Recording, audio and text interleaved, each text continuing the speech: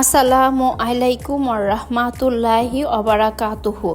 পাকশিল্পর পক্ষ থেকে আজ নিয়ে এসেছি রুই মাছের মাথা দিয়ে সিমের বিচি রান্না। প্রথমে আমি সিমের বিচিগুলো সংগ্রহ করে খোসা ছাড়িয়ে নিয়েছি।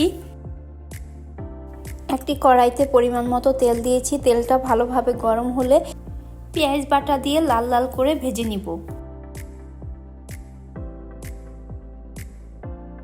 পেঁয়াজটা ভালোভাবে ভাজা হলে সামান্য পানি দিয়ে দিব, পরিমাণ মতো হলুদের গুঁড়া, সামান্য রসুন বাটা, পরিমাণ মতো মরিচের গুঁড়া, সামান্য আদা বাটা, স্বাদ মতো লবণ, 1 চা চামচ পরিমাণ ধনিয়ার গুঁড়া, 1 চা চামচ পরিমাণ জিরার গুঁড়া দিয়ে ভালোভাবে মশলাটাকে কষিয়ে নিব। অল্প পানির মধ্যে মশলাটা কষানো হলে আমি রুই মাছটা দিয়ে দিব। আবার হাফ কাপ পরিমাণ পানি দিয়ে মাথাটাকে ভালোভাবে কষিয়ে নিব। ভালোভাবে নেড়ে নেড়ে রুই মাছের মাথাটা কষানো হয়ে গেলে পানিটা যখন শুকিয়ে যাবে তখন আমি আবারও হাফ কাপ পরিমাণ পানি দিব এবং কেটে রাখা আলুটাকে দিয়ে দিব। প্রথমে মাছের সাথে অল্প পরিমাণ পানি দিয়ে আমি আলুটাকে কষিয়ে নিব। ভালোভাবে কষানো হলে পানি দিয়ে আলুটা সিদ্ধ হওয়া পর্যন্ত অপেক্ষা করব।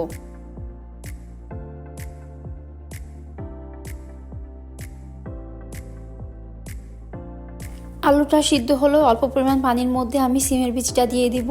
নেড়ে নেড়ে সিমের বীজটাকে ভালোভাবে কষিয়ে নিব যেন গন্ধ না লাগে।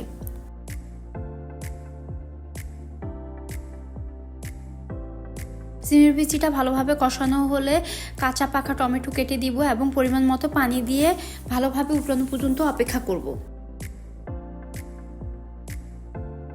সিমের বিচিটা ভালোভাবে উতলানোর পরে পানিটা যখন কিছুটা কমে আসবে তখন আমি কয়েকটা কাঁচা মরিচ ছেড়ে দিব। ঝোলটা ঘন হয়ে আসলে আমি ধনিয়া পাতা কুচি দিয়ে কিছুক্ষণ অপেক্ষা করব। তৈরি হয়ে গেল আমার রুই মাছের মাথা দিয়ে সিমের বিচি রান্না। ভিডিওটি ভালো লাগলে পরবর্তী ভিডিও দেখার জন্য আমন্ত্রণ রইল। আমাদের পাকশিল্প চ্যানেলটিকে সাবস্ক্রাইব, লাইক, কমেন্ট, শেয়ার করে আমাদের পাশে থাকুন। আজ এই পর্যন্তই। আল্লাহ হাফেজ।